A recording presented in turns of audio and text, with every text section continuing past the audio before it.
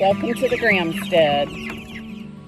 And if you're new here, welcome. The point of our channel is just to show you how we grow our homestead in hopes that maybe you could grow a homestead and grow a little bit of food of your own. Today I've got some chores on the agenda. I need to get the meat chickens, who are about 2 to 3 weeks old, out of the brooder and into the chicken tractor and on the grass. And since I'll be moving the chicken brooder, it'll give me a chance to clean out under the chicken brooder, and there's going to be tons of good material for my new compost pile. So figured I'd bring y'all along. I got to get these meat chickens out of here. As you can see, they are ready to come out. It's pretty gross in there.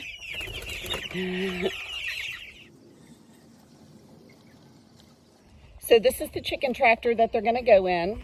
It is roughly like 12 by 6. It's just made out of a 1 by 6 lumber down at the bottom.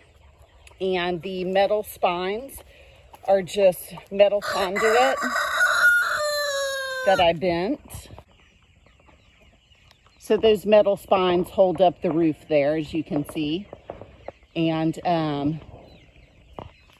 the back is chicken wire because that's what I had. And the sides are this 2 by 4 welded wire. And on the top, there is a trampoline mat for a little bit of shade. Also has the feeders attached to the side, which is basically, you know, just a PVC pipe cut in half. So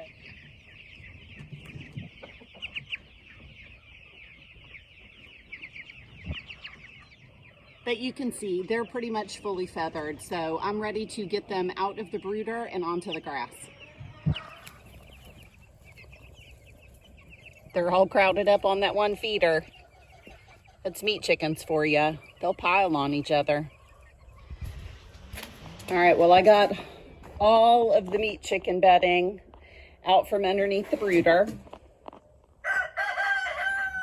I ended up with a ton, as you can see. Let me tell y'all, baby meat chick poo is one of the best materials that I have found to make a nice hot compost pile. In my chicken brooder, I use pine shavings. And I use the really fine pine shavings. That way they will fall through the hardware cloth along with the meat chicken poo.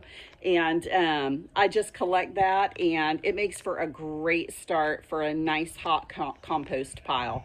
I've also got some leaves over there that I've got to go get with the wheelbarrow. But I'm going to try to get a bunch of those and get this pile layered up so it can get cooking.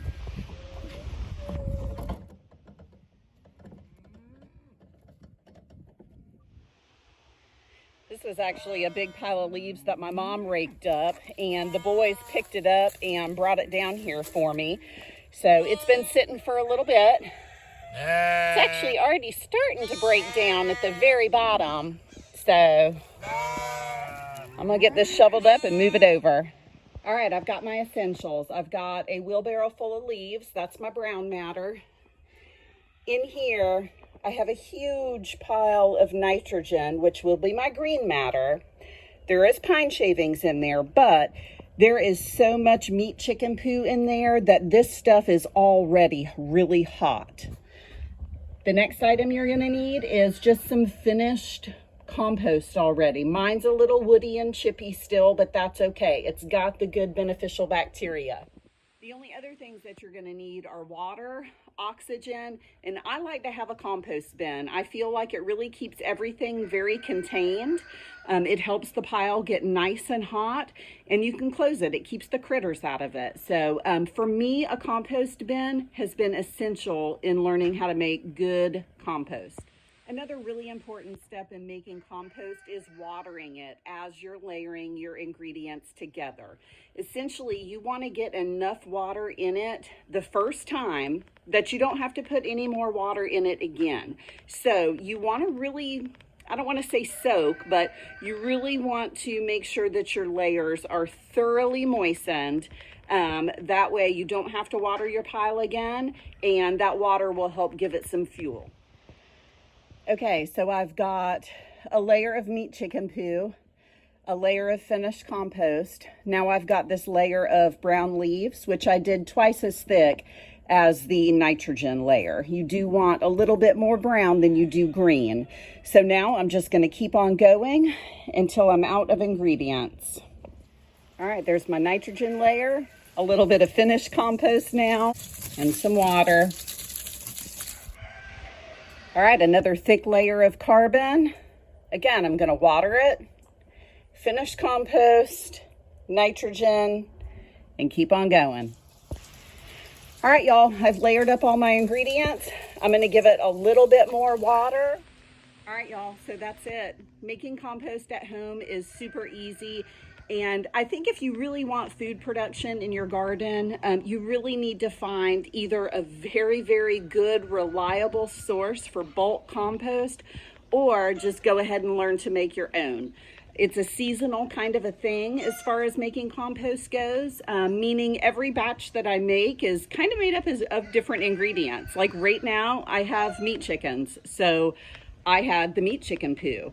The next time that I do a pile of compost, I probably won't have the meat chicken poo, but I will have a ton of grass clippings, which also makes excellent compost.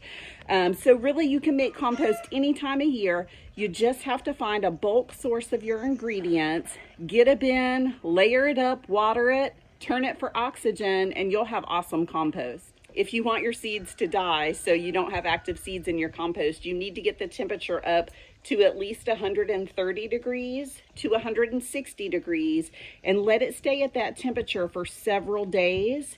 At that point, you want to go ahead and turn your compost pile to cool it off, and then you just let it heat back up. You do that several times in a row, and before you know it, you'll have some awesome compost on your hands to use in your garden to up your production.